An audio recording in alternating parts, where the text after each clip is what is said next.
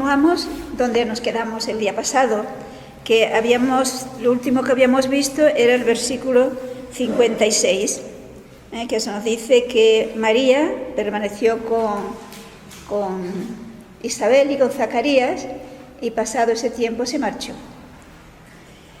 Entonces vamos ahora a ver el nacimiento de Juan Bautista. Leamos los versículos 57 al 61. Le llegó a Isabel el tiempo de dar a luz y parió un hijo. Oyendo sus vecinos y parientes que el Señor le había mostrado la grandeza de su misericordia, se congratulaban con ella. Al 8º día vinieron a circuncidar al niño y querían llamarle con el nombre de su padre, Zacarías. Pero la madre tomó la palabra y dijo: no, se llamará Juan. Le decían: si no hay ninguno en tu parentela que se llame con ese nombre. Tenemos por consiguiente que se han cumplido los 9 meses, o sea, hay un proceso natural en Isabel, y entonces pues da a luz a su hijo. Y fijémonos un primer dato que nos da San Lucas, y que es importante que veamos que San Lucas se va a fijar muchas veces en este aspecto. Es que sus vecinos, sus parientes, ¿qué es lo que experimentaron? ¿Qué es lo que vieron en este hecho del nacimiento y de todo lo que había precedido al nacimiento de Juan? Vieron que se había mostrado la grandeza de la misericordia de Dios. Fijémonos que misericordia, podríamos decir que es el amor gratuito, porque significa corazón que se compadece de la miseria para librarla de ella. Entonces, aquí se han dado cuenta de la grandeza de la misericordia, o sea, realmente que es una manifestación extraordinaria de ese amor gratuito de Dios para con esta familia. Y por lo tanto se congratulaban con ella, se alegraban, porque fijaos que darse cuenta de esa misericordia de Dios, en el fondo era sentir esa cercanía de Dios que ama. Sentir que efectivamente Dios se está haciendo presente con su amor. Y ahora se nos dice algo que era, digamos, lo que normalmente todo buen judío hacía. Y era que al 8º día, pues van a circuncidar al niño. Yo no sé si ustedes saben qué significaba este rito de la circuncisión. Fijémonos que la circuncisión tenía una importancia enorme. Vamos a leer un texto que está en el Génesis. Génesis muy fácil de encontrar, ¿no? Génesis capítulo 17, los versículos 9 al 12. Tú, de tu parte, guarda mi pacto, tú y tu descendencia después de ti, por sus generaciones. Este es mi pacto, que guardaréis entre mí vosotros y entre la descendencia después de ti. Circuncidad todo varón, circuncidad la carne de vuestro prepucio, y esa será la señal de mi pacto entre mí y vosotros. A los 8 días de nacido, todo varón será circuncidado en vuestra descendencia, ya sea el nacido en casa o comprado por plata a algún extranjero que no es de tu estirpe. O sea, fijémonos que por lo tanto, desde Abraham, cuando Dios hace alianza con Abraham, Dios que sabe que somos seres sensibles y que las cosas nos tienen que entrar por los sentidos, indica una señal, un hecho que servirá de haber dado ese paso. Y por consiguiente la señal de formar parte de esa alianza con Dios, de ese pacto con Dios, es la circuncisión al 8º día. Por consiguiente, una persona que no es un niño que no estaba circuncidado, diríamoslo así, no había entrado en ese pacto con Dios. Luego con Jesucristo la circuncisión quedará sustituida y superada, sin duda alguna, a través del bautismo. Con el bautismo nosotros nos integramos en esa alianza, en ese pueblo de Dios. Pues en el pueblo que va a surgir desde Abraham, el signo de pertenencia a esa alianza, de haber dicho sí a Dios, era la circuncisión. Consiguiente, de acuerdo con esa ley, esa tradición de los israelitas, al octavo día pues vienen a circuncidar a Juan. Y aquí nos dice un detalle, y es que los que vienen a circuncidar al niño, pues de entrada dan por supuesto que este niño se llamará Zacarías, porque la costumbre, lo normal era que le pusieran el nombre del abuelo o del padre. Y fijémonos que aquí interviene Isabel, y le dice, no, el niño se ha de llamar Juan. Cosa que les extraña, pero si no hay nadie en tu familia que lleva este nombre, ¿por qué? Entonces, para salir de dudas, preguntan a Zacarías. Y yo no sé si se han fijado cómo le preguntan a Zacarías. Sí, a mí me llama la atención, con movimiento... Con signos. Sí. Luego, ¿eso qué querría decir? Que todavía no había recuperado el habla. Pero no solamente el habla, también se había quedado sordo. Claro. Es decir, que cuando no solamente se quedó mudo, también se quedó sordo. Entonces hay que hablarle por señas, porque de otra manera no entiende. Y entonces Zacarías pide unas tablillas, se trataba de unas tablillas de madera recubiertas de cera, entonces con un punzón escribía. Y lo que dice Zacarías es, Juan es su nombre. Vamos a seguir leyendo entonces desde el 62. Entonces preguntaron por señas al padre cómo quería que se llamase, y pidiendo unas tablillas escribió, Juan es su nombre. Y todos se maravillaron, y al instante se abrió su boca, y se soltó su lengua, y empezando a hablar, bendecía a Dios. O sea, aquí tenemos pues cómo pide una tablilla, escribe, por cuanto que está mudo, Juan es su nombre. Fijémonos un momento, ¿por qué le llaman Juan? Si nadie en su familia era Juan, y debe tener importancia por cuanto Isabel insiste y Zacarías también insiste. No, Zacarías no se puede llamar, se debe llamar Juan. Y además es el nombre que ya, ¿se acuerdan?, le dio el ángel. ¿Y por qué Juan? Fijémonos que el significado de Juan es Dios hace misericordia, o Dios es propicio, es decir, Dios está manifestando su amor gratuito, por decirlo de alguna forma. Entonces, el nombre ya indicaba cuál era su misión, la misión de Juan, pero también indicaba esa intervención especial de Dios.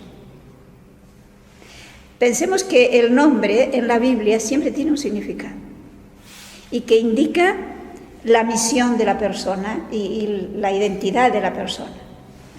Entonces su nombre ha de ser Juan. ¿Por qué? Porque es un signo de esa providencia especialísima de Dios que se está haciendo presente en aquel momento. Y es interesante que en el momento en que Zacarías escribe el nombre de Juan, desaparece su obstáculo y comienza a hablar y empieza a oír, se le suelta el oído y su lengua. ¿Y qué es lo primero que hace? Bendecir a Dios.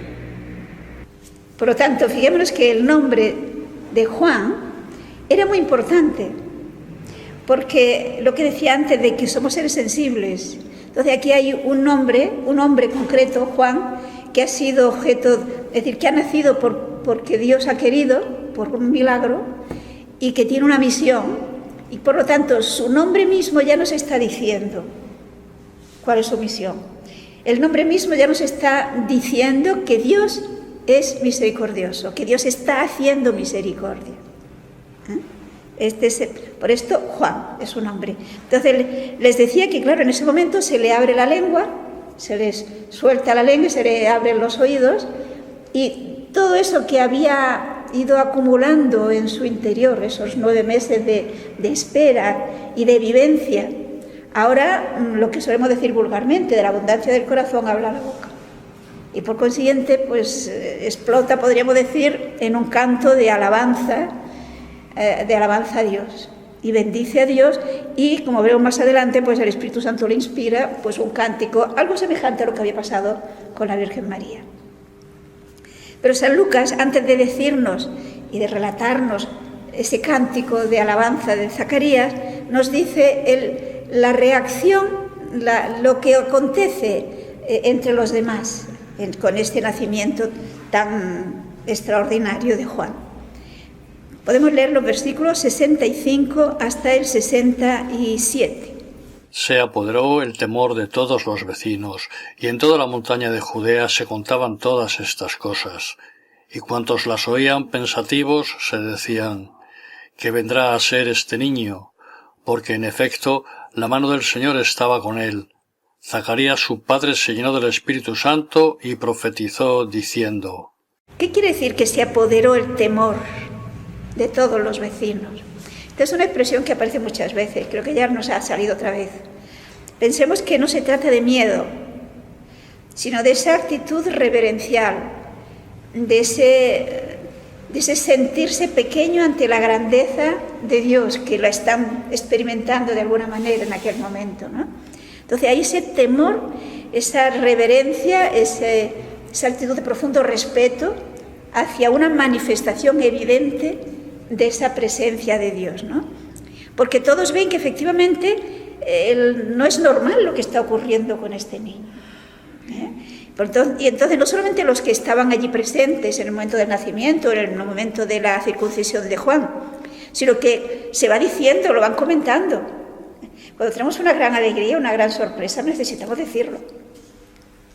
Y se va extendiendo esa noticia y todos reaccionan de la misma manera, porque ven que realmente la mano del Señor estaba con este niño.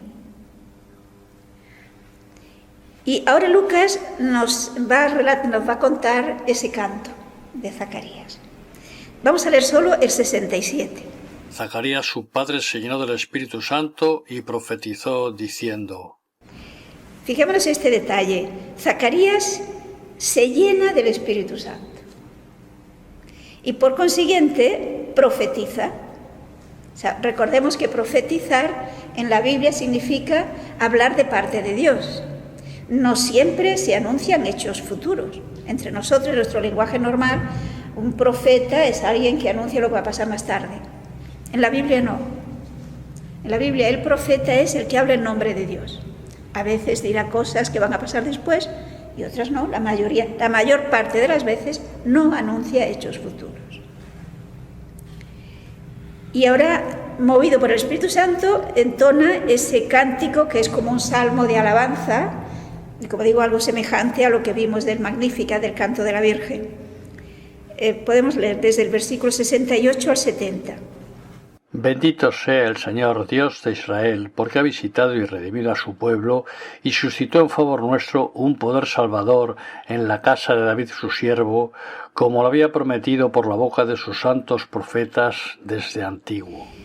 Yo no sé si se fija una cosa, aquí Zacarías alaba a Dios, al Dios de Israel, es decir, al Dios de nuestro pueblo, al Dios que se ha manifestado a lo largo de la historia de Israel muchísimas veces, porque ha visitado y liberado, redimido a su pueblo. ¿Pero acaso Dios se había ausentado en algún momento? No. San Pablo dirá en Atenas que en Él vivimos, nos movemos y existimos. Pero cuando en la Biblia dice que ha visitado, significa que Dios actúa, que Dios interviene. Por consiguiente, es decir, Dios realmente está actuando y por lo tanto nos está liberando. Y todo esto lo está haciendo precisamente a través de ese poder salvador que de la casa de David, que ya se había anunciado desde tiempos de Abraham y luego los profetas muchas veces, y a David de una manera muy clara. Se acordarán que a David le dijo claramente que de su descendencia, o sea que su reino sería eterno. Y los profetas, hay momentos en los que cuando hablan del Mesías le llaman David, que era la certeza de que realmente sería un descendiente de David, el Mesías, el Salvador. El ciego de, el ciego de Jericó, ¿se acuerdan qué es lo que dice? Hijo de David, ten compasión de mí. O sea, la seguridad de que de esa familia de David nacería el Mesías. Pero claro, podíamos pensar, si todavía no había nacido. Pero Zacarías sabe que ya está presente en el seno de María, que estaba allí. Consiguiente, él está viviendo ese hecho trascendente, de que esa promesa que se había hecho tantos siglos atrás se está comenzando a realizar.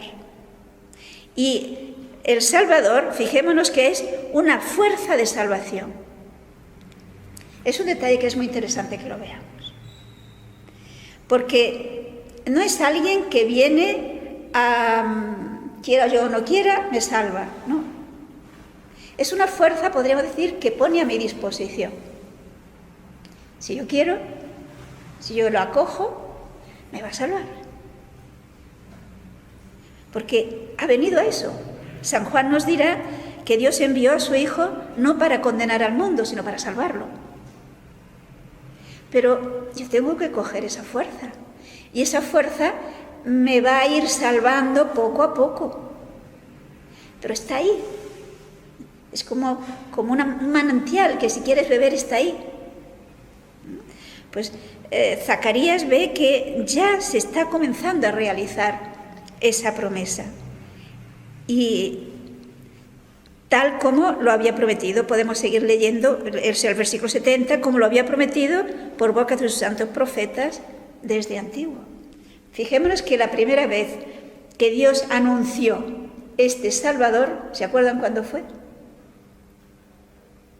En el paraíso, cuando Adán y Eva pecaron. ¿Qué le dice al diablo? Tenemos en el Génesis, en el capítulo 3. Pongo perpetua enemistad entre ti y la mujer, entre tu descendencia y la suya. Esta, el descendiente de la mujer, aplastará la cabeza. Entonces, ese hijo de la mujer que estaba allí, que aplasta la cabeza del enemigo, que es el diablo. De una manera gráfica. Aquí lo va a expresar Zacarías de otra forma, pero el pensamiento es el mismo. Continuemos y veremos que efectivamente va por ahí esto, desde el versículo 71 al 75. Salvándonos de nuestros enemigos y del poder de todos los que nos aborrecen, para hacer misericordia con nuestros padres y acordarse de su santa alianza, el juramento que juró a Abraham, nuestro padre, darnos para que sin temor, libres del poder de los enemigos, le sirvamos en santidad y justicia, en su presencia, todos nuestros días. Estos versículos yo les diría que sería muy bueno que los reflexionáramos luego nosotros en la oración personal, porque si no, no le tomamos del todo el peso.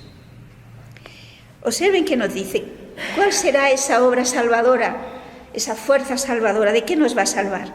Dice que nos va a salvar de nuestros enemigos y de aquellos que nos aborrecen. Pero ¿quién es quien realmente nuestro enemigo? ¿Quién es? El diablo. El diablo. Y por lo tanto, el pecado. Ese en realidad es nuestro enemigo. Pues precisamente por eso va a venir, para que no tengamos miedo, porque dice libres de temor, nos veamos libres de nuestros enemigos. Se acordarán que hay un texto en el Evangelio que nos dice Jesús que aquella parábola de si un hombre fuerte, bien armado, está protegiendo una posesión, nadie le puede quitar aquello. A no ser que venga otro más fuerte, le quite las armas en las que confiaba, entonces sí. Entonces ese más fuerte que nos libra de ese enemigo es Jesús, que ya está presente ahí, en el seno de María. Por eso, salvándonos de nuestros enemigos y del poder de los que nos aborrecen. Porque el diablo es muy astuto, nos ofrece ser felices, nos ofrece la felicidad si le seguimos, pero en el fondo nos aborrece y lo que busca es nuestra destrucción. Y por lo tanto, de esta manera Dios hace misericordia. Y lo hace acordándose del juramento que ya hizo Abraham. Tenemos otro antropomorfismo, es decir, otra palabra que con la que nosotros podemos expresar lo que está haciendo Dios. Fijémonos que cuando nosotros hemos hecho una promesa y pasa mucho tiempo y llega el momento en que la cumplimos, ¿por qué lo hacemos? Porque nos acordamos. A lo mejor nos habíamos olvidado, nos acordamos y lo hacemos. Entonces se expresa así en Dios. ¿Pero Dios se olvidó alguna vez? No. Dios no tiene memoria. No sé si lo ven. Dios no tiene memoria, no necesita memoria. Porque para Dios siempre es hoy. En Dios no existe ni el ayer ni el mañana. Es hoy. Entonces, Dios no tiene memoria. Dios ve en cada momento las cosas. Por lo tanto, cuando se dice se acordó, ¿qué quiere decir? Intervino, actúa, hace aquello que había prometido. Esa alianza que había prometido a Abraham y a nuestros padres. ¿Y por qué? ¿Qué es lo que va a hacer Dios? Fijémonos bien el versículo 74. Que sin temor, libres del poder del enemigo, ¿qué tenemos que hacer? Le sirvamos con santidad y justicia en su presencia todos nuestros días. Fijémonos que aquí tenemos el objetivo de todo lo que hace Dios. Es muy bonito porque en el Catecismo de la Iglesia Católica, en el prólogo, nos dice que lo que Dios se propuso al crear al hombre es hacernos participantes de su misma vida, hacernos participantes de su misma felicidad. Pero Dios es santidad infinita. Luego, para que yo pueda participar de esa su felicidad, tengo que ser santa. ¿Lo ven?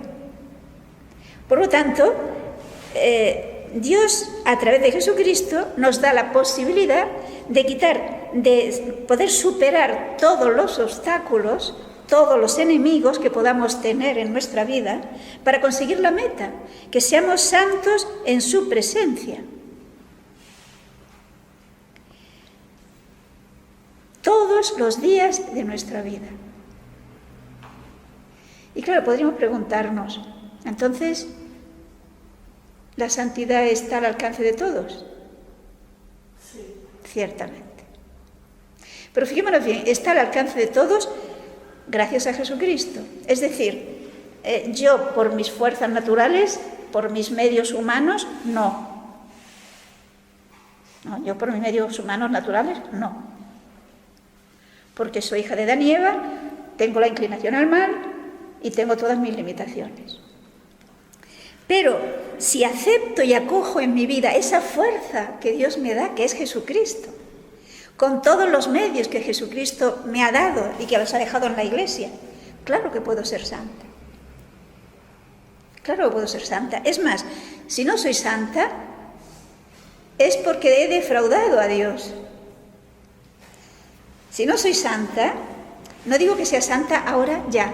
Si no llego a esa meta a lo largo de toda mi vida, es que no he sabido aprovechar los medios que tenía. Y por consecuencia es que no me he propuesto realmente ser feliz. Porque el que realmente es capaz de colaborar con la gracia, ir avanzando en la santidad, esa persona cada vez será más feliz. ¿Eso quiere decir que no va a tener dificultades, que no va a tener sufrimientos? No. Es que fijémonos que la felicidad es de dentro, es la paz interior, es el saberse amado, es el saber que estás caminando por donde corresponde con tu ser, que estás hecho a imagen de Dios.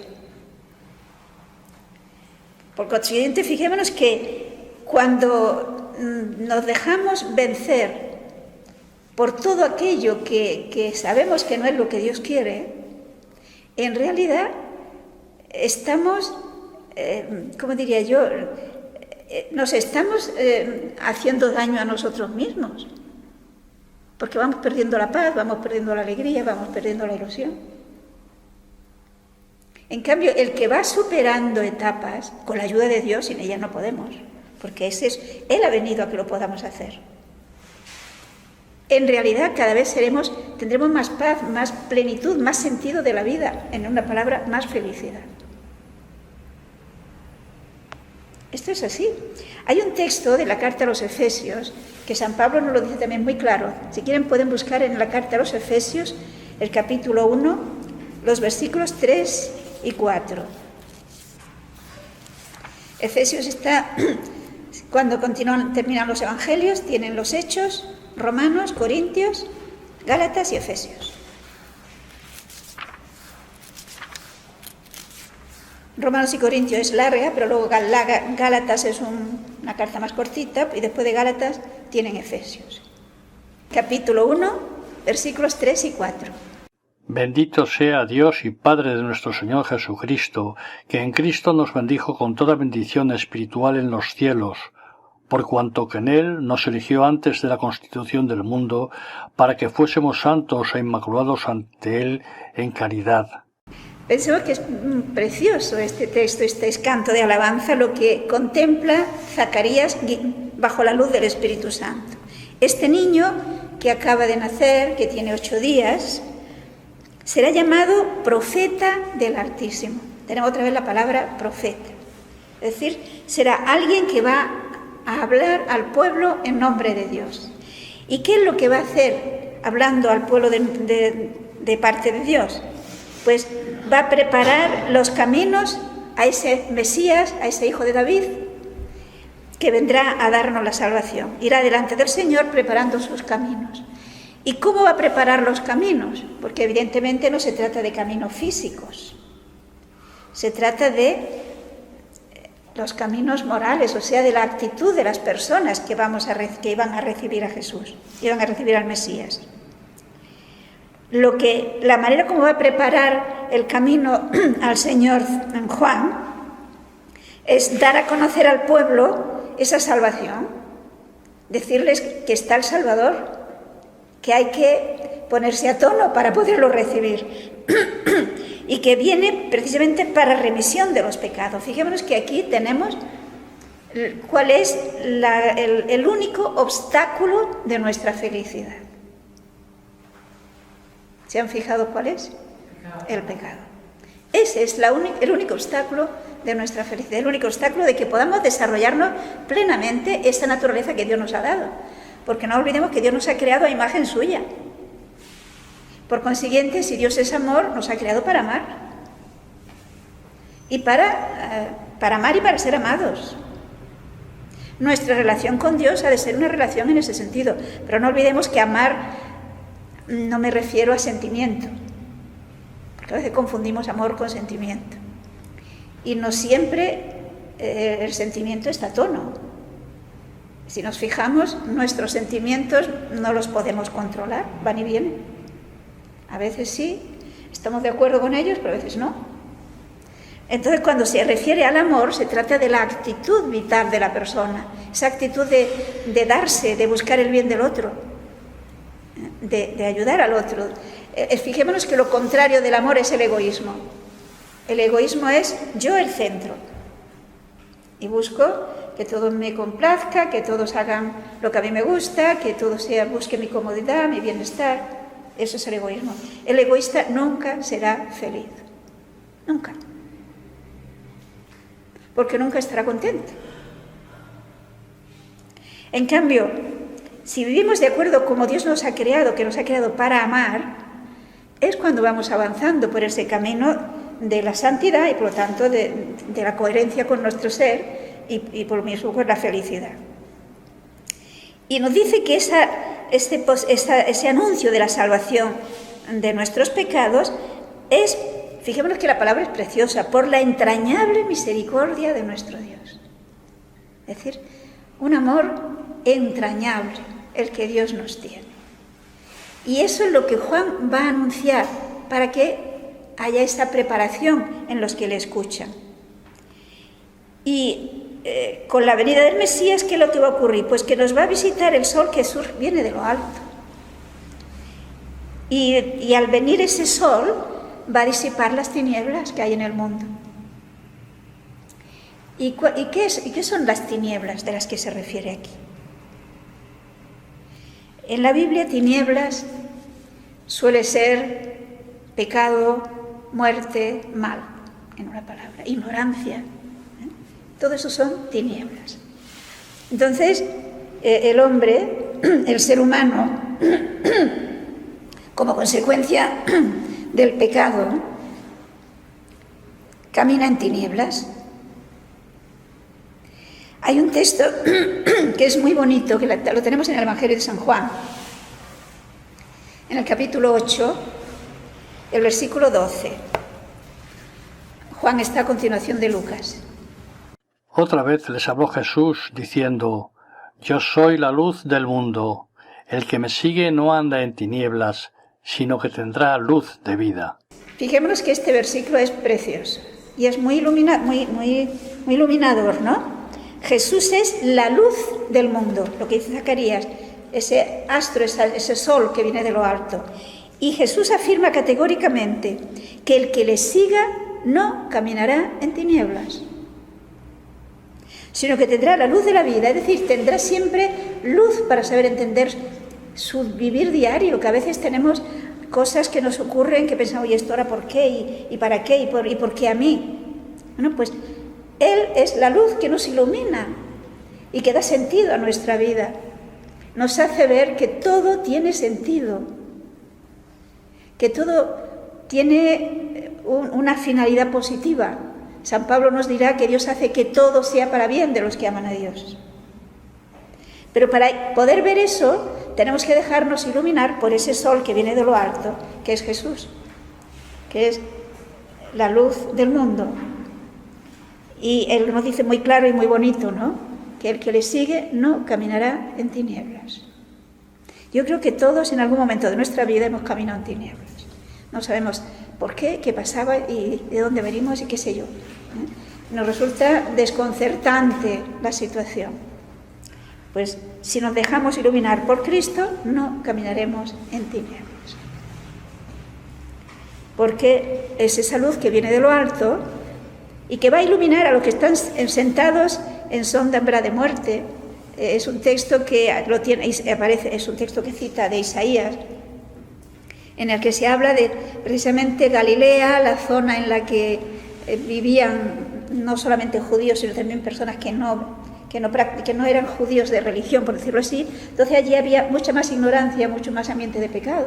Entonces se presenta como un lugar de tinieblas. Entonces están sentados, es decir, muy gráfico, no se mueven, no caminan porque van en tiniebla y no saben por dónde ir.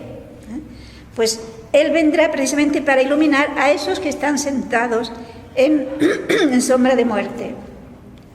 Y de esta manera, fijémonos bien, enderezar nuestros pasos por el camino de la paz. Cuando falta esa luz y no se vive de acuerdo con esa luz, fácilmente viene la guerra, el no entendernos, etc. En la medida que nos dejemos iluminar por Cristo, nos llevará por caminos de paz. Jesucristo, una de las bienaventuranzas, nos dirá: bienaventurados los que trabajan por la paz. Por lo tanto, fijémonos que el contenido de este cántico de Zacarías es de una riqueza impresionante. Lo dice inspirado por el Espíritu Santo. Por lo tanto, tiene una profundidad y un horizonte amplísimo. Por eso les decía que sería muy bueno que luego lo meditemos, lo reflexionemos, para que vayamos sacando de nuestra vida el miedo, el temor. Vamos teniendo cada vez más confianza, más seguridad de que Dios nos ama y que estamos en sus manos. Ahora, y terminamos con esto, el versículo 80. El niño crecía y se fortalecía en espíritu y moraba en los desiertos hasta el día de su manifestación a Israel. O sea, aquí se nos dice en un versículo la vida de este niño, hasta que luego más adelante ya se nos dirá adulto, lo veremos actuando. Pero ¿cómo es que el niño crece en el desierto? Podemos pensar que seguramente se fue allí cuando ya era más grandecito. Esto digamos, con los hallazgos que se han hecho en Qumran, no sé si saben de qué se trata. O sea, en el desierto de Judea, o sea, junto al Mar Muerto, en Tierra Santa, pues se han encontrado, ya hace el siglo pasado, se encontraron unos restos de lo que era realmente un monasterio, podríamos decir, una especie de monasterio judío. Y sabemos, porque se han encontrado incluso su biblioteca, o sea, se ve que hubo alguna catástrofe, entonces los libros, que eran rollos, los metieron en ánfora, los escondieron en cuevas, y bueno, se han encontrado. Y se ha encontrado incluso la regla de este monasterio. Entonces sabemos por esos escritos que estos monjes de Qumran educaban niños. Entonces seguramente Juan fue educado allí, en estos monjes que vivían en el desierto. Aquí no se nos dice dónde, pero sabiendo eso, porque ¿qué haría un niño solo en el desierto? Evidentemente resultaba extraño. Pero sin duda alguna, pues Juan fue educado por estos monjes de Qumran hasta el momento en el que Dios le hace entender que tiene que empezar su misión de preparar los caminos. Sin embargo, fijémonos que la espiritualidad de Juan será muy distinta de la espiritualidad de esos monjes, lo cual indica que realmente el Espíritu Santo fue el que educó y él, dócil a la acción de la gracia, se dejó transformar y educar por el Espíritu Santo. Y de esta manera tenemos a Juan, un hombre austero, ha estado viviendo en una situación, un ambiente de una gran austeridad, de una gran entrega total a la voluntad de Dios, con esa valentía, con esa fortaleza, digamos, de Elías, semejante al profeta Elías, pues comenzará a predicar en su momento y de esta manera preparar los primeros discípulos que siguieron a Jesús. Bien, entonces el próximo día, Dios mediante, comenzaremos el capítulo 2 con el nacimiento de Jesús.